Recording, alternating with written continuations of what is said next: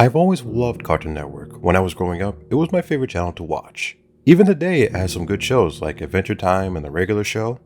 One of the newest shows on the network, The Amazing World of Gumball, is a cute and mildly entertaining show. Not really my cup of tea, it's a little immature for me, but my little brother Joey seems to like it a lot. One day I was watching Adult Swim when I realized I had been up so late that I hadn't even kept track of the time. It was already 4 a.m. I don't recall ever watching Adult Swim this late though, so I stayed up awake to see what happened when it ended. A little bumper showed up on the bottom of the screen during a commercial break. It said that a special episode of The Amazing World of Gumball was about to come on. I was a little confused about an episode of a very popular new show coming to this early, but I was bored and decided I would watch it, thinking it might come on later on the day so I would spoil it for Joey. Sorta mean, I know. But who cares? The flashy and energetic intro theme played, although it was playing a little differently than I recall. The music was a little different, and the show's logo wasn't animated. Its color was done rather sloppily as well, almost like something a little kid would do on a doodle board or a glow board. I ignored it, assuming that it was done just for a special episode. The title of the episode was called The Grieving. A sort of sad little title, but I didn't really pay too much attention to it. It began with Gumball, the show's 12-year-old protagonist, standing alone facing the corner of his dimly lit classroom. He looked absolutely miserable, a far cry from a cheerful demeanor he usually had.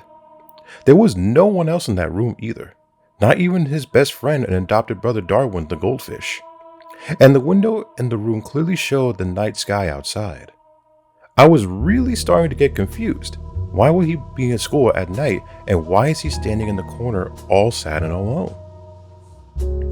After about what seemed to be like a minute of Gumball just standing there sombering in the corner, the scene suddenly changed. It was Gumball's house. Once again, the scene was silent and a little disquieting. Richard, Gumball's enormous rabbit father, walked in from the kitchen, and he looked even more miserable than Gumball had in the previous scene. Richard wasn't wearing his usual attire. He was dressed in a fancy black suit, a little uncharacteristic of him, and he was usually a slob. He sighed and slumbered down into the sofa and started sobbing intensely, sounding like someone who had just lost something important. I was starting to get a little creeped out. Where was the silly, fun cartoon that I usually look forward to watching with Joey? This was something completely different. I was beginning to think that this might have been something of a creator did an experiment or something. A test of the animation and sound perhaps. Though it couldn't have been. Aside from the opening theme, which was still different from the final shows, the episode had been much quieter than it usually was, only subtle sounds and very little music, and the animation was not anything to write home about either. It was done a bit like an amateur flash on Newgrounds. The character's design was somewhat sloppy and rushed looking, and the real-life background used for the show looked different. As confused and somewhat frightened as I was, for some reason, I kept watching it. Poor Richard was still sobbing on the sofa, as the front door opened suddenly, making me jump a bit such as a loud noise, and Gumball's mother Nicole, a blue cat like him, stepped in. Like Richard, she wasn't wearing her usual outfit. For some reason, she was in a black dress and was wearing a pretty black hat to match. Nicole sat down on the couch to comfort her husband, although she was looking a bit saddened herself. By that point, Richard's crying had begun to become more pained and miserable sounding. This wasn't a normal cartoon crying on the show. This was realistic and almost depressing crying. I almost felt like sobbing myself. Finally, after what seems like hours, the sad scene of their home ended, and it shifted back to the school. Well, we weren't in Gumball's classroom this time. We were in Principal Brown's office. Nicole and Richard was there, in their usual clothes, like more normal and happy than they had before. Finally, after what seemed like hours, the sad scene at their home ended, as it shifted back to the school. We weren't in Gumball's classroom this time. We were in Principal Brown's office. Nicole and Richard were there, in their usual clothes, looking more normal and happy than they had before, but still slightly worried. Principal Brown, however, looked extremely sad. He quietly and solemnly informed them that their children, Anais, and Darwin were not present after lunch early that day. They hadn't been seen at all the rest of the day. Nicole was instantly furious at him. She began spouting various insults and calls at him that I don't think would have made it in a more mature program like regular show. I was laughing at this for some reason, because it seemed sort of funny for Nicole to flip out in the manner and start swearing like a sailor at him at a G-rated cartoon. But funniness soon changed when Principal Brown told her something else after she finally had quieted down. His eyes began to tear up as he informed them that they eventually were found, but they hadn't been found alive. He then went into graphic and nearly nauseating details describing how their bodies were found, their parents sitting in utter shock. I could hardly begin to believe what was happening. How could such a cheery and fun kids show be taking such a dark and twisted turn?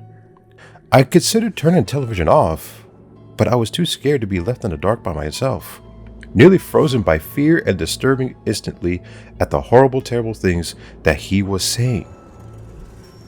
Another flashback, the scene was earlier that day, and the animation in the scene was even worse than earlier. I don't remember it very clearly, but I think he began his recollection by saying that the school had called the police department when they first started turning up missing, believing that the kids had simply run off and decided to skip school. They said it was very uncharacteristic for both Darwin and Anais to skip school like a delinquents. Darwin was a little naive and a bit ditzy, but he was a good kid and wouldn't have wanted to do something like that. And Anais even less likely to run away. She was a straight A student despite being only 4, which only troubled the police, seeing as a defenseless 4-year-old little girl was missing as well as the older boy. The school had been thoroughly checked, so the police started to search for a heavily wooded area outside of the school. It took little time for the police to discover the horrifying fate of Anais. In a small, clearly outside of the school, Anais's head was found in a small box.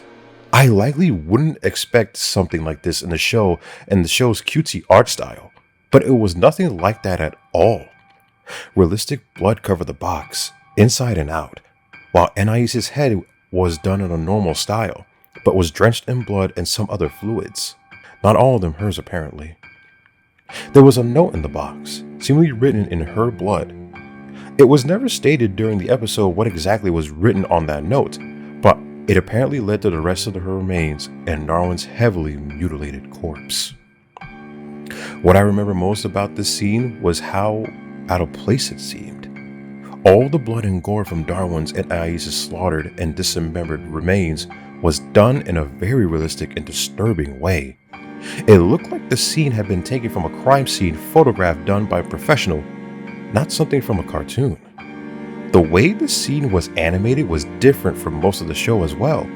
I know that the characters from this series are done in vastly different animation styles, from flash animation to CGI, and I think there's even a character done by something putting their chin upside down to make a face. This particular scene wasn't like anything I've seen on the show before. Every little detail on Darwin's face was clearly illustrated. He looked a little like a zombie. His face was even pale and his eyes had been gouged out by someone. Anais fared no better, or what was left of her anyway. She was naked and her stomach had been slit open. Her intestines were strewed around the trees and branches on the woods, done once again in a very morbid and realistic style. I was feeling very ill by the time this incredibly disturbing flashback had come to an end, so I clearly ran into the bathroom to vomit.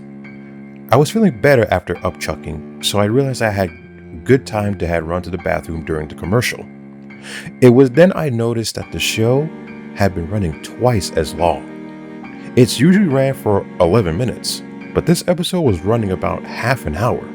By then, I was wondering if there was any information on the Grieving on IMDb or something. So while the commercial was still playing, I looked up for information about the episode on Google. Nothing came up. No information remotely similar to the plot or the name of this episode existing anywhere. Now incredibly scared and wondering if anyone else is watching, I quickly dialed my brother Larry and asked him to turn on Cartoon Network and see if he was seeing the same shit that I was. He was pretty mad that I woke him up in this hour, but he's a nice guy and told me he'd see for me. I thanked him and stayed on the line as the show came back from the commercial break. The scene had thankfully panned away from the horrific sight of the children mutilated and was back to the principal's office. I asked Larry if he saw cartoon animals talking or crying, since that was what they were doing on the TV. To my surprise, he said that he saw nothing like that. Instead, it was a rerun of an Adventure Time episode. In utter shock, I dropped the phone and ran over to the TV to turn it off. As hard as I pressed the button, it would not shut off at all. I tried every single button and none of them did anything. I tried unplugging the whole TV instead, but nothing worked. The TV stayed on no matter what. Larry had hung up and assuming I was playing a joke on him, and I was alone once again. My door was locked from the outside somehow, and the door to my bathroom was now locked as well. It seemed that I had no choice but to call the police, since my parents and my sister were gone that night. It was a reason I could stay up so late and to watch Adult Swim in the first place. When I hurried dialed the number, I accidentally dropped my cell phone into my cup of Pepsi. I was very scared. I had no choice but to finish the episode. So I turned on all the lights in my room and got under the covers, hiding like Joey does when I make him watch scary movies with me. I'd apparently missed a little bit, but Gumball's parents were still talking to Principal Brown, so not that much. Nicole was asking him if Gumball was alright, apparently since she had remembered him when Principal Brown told her what had happened to Darwin and Anais.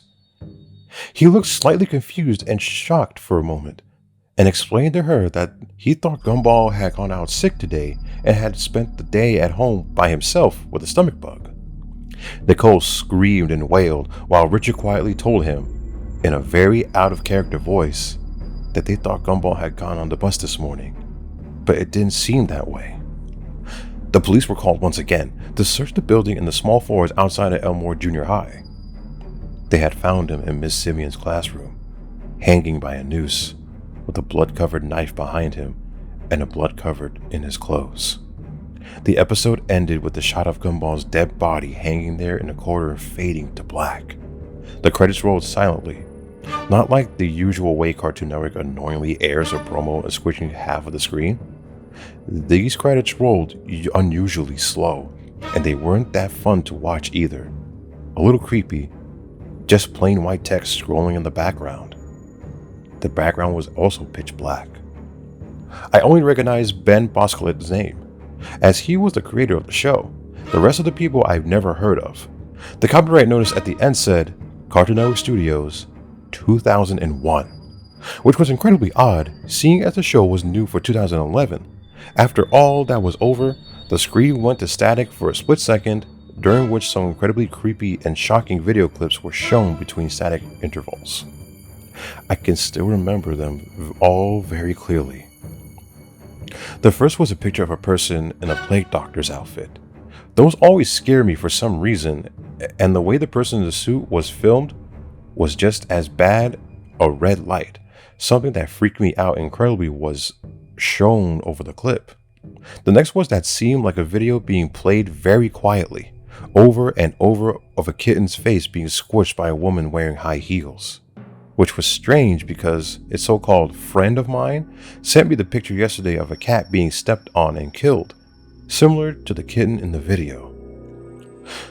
The last one was the one that disturbed me the most and made me want to both cry and vomit my guts out. It was Joey, or at least a small child who looked very similar to him, being shot in the face by a person who looked like my dad. You could clearly see the children's brains and blood splattered on the wall. I began to sob uncontrollably after the traumatizing clip, so much so that I passed out. When I woke up, my door was unlocked and my television was turned off. I went to call the police on my home phone in my kitchen and reported that I have seen something very disturbing things on TV and that my doors had been locked. When they arrived, they could find nothing like that when I remembered from early this morning. My internet history was even cleared. They were angry at me and just assumed that I had had a bad nightmare, and when I was sure I hadn't. Thankfully, one of the officers felt bad for me and took me out to a small diner so I could recollect my thoughts. At the diner, I remember that my parents and my sisters were visiting my aunt, and they were supposed to be back by noon or so. It was even 11, so the officers and I drove back only to find a whole squad of police cars or even some government agents at my house. They explained to me that Joey was missing and that my parents were major suspects. I was freaking out and trying to tell them about the disturbing clip of the boy who had looked like my brother being shot in the head, but they wouldn't listen. I stayed with Larry, who wouldn't believe me either, still insisting that all he saw was an Adventure Time episode and nothing at all weird or creepy. The cops eventually told me that they would contact Turner Broadcasting and tell them about the incident. A representative of the Turner Broadcast came to my cousin's house to talk to me in private about what I've seen and experienced that night. He was very kind, but it all seemed a little some sort of affront. After I could tell him all I remembered, he agreed to play back that day's program from the incident of when the disturbing Gumball episode had occurred. To my shock, all that was airing at the time was an Adventure Time episode. Nothing more, nothing less. I hysterically sobbed and moaned that what I experienced and seen was completely real, but no one listened. Eventually, I discovered that Ben Boskett had a Twitter account, so I sent him a message about the episode, and this was the reply I got. One thing, how the heck did you find that? I never, ever, ever thought I would think about that old shame again. Don't tell anyone this, Steve. Yes, that's my name. But the Amazing World of Gumball goes back further than you know. I used to have a really boring job as a teen, and I sketched a little drawings of the Wattersons and friends. The episode you saw was never supposed to be seen by anyone but me and a few friends of mine. It was a very, very awful thing to do, but we made an episode as a joke. A guy from my old job, who everyone hated, had lost a child to a crazed serial killer, who was apparently still out there somewhere. Anyway, we made it so we could make fun of him on how he came into work usually crying like a fool, which is why you saw Mr. and Mrs. Watterson crying so much in the episode. I know, I'm deeply sorry for what I did, which is why I tried to bury that stupid thing years ago. Literally, I went out into the countryside with my friends and dug a hole and buried it. What I don't get though, is how you describe the blood and guts and stuff. We didn't have any scene about Darwin and Anais' body being found. All that happened is the episode of the parents are informed of the kids being found dead and them crying like crazy. We didn't even draw anything if the episode was like that. At all. We are not that sick. Now, this is my theory. The lunatic who killed the man's child found the tape we buried, watched it, and heavily edited it. He then hijacked the local TV station somewhere and got the episode to air on the only local Cartoon Network station. Now, why your brother couldn't see it? I have no idea. Why it seems you're the only one who saw it? I have no idea either. I'm sorry, but I just don't know. Now, for the explanation you have been waiting for, the clip at the end. I don't know, I don't. I'm deeply sorry for the bottom of my heart, but I don't know why this clip was aired. I just don't. I am sorry, I really am, but me and my friends are just the ones who made those scenes with Richard and Nicole crying. That's it. I'm so sorry, Stephen. I'm so deeply sorry.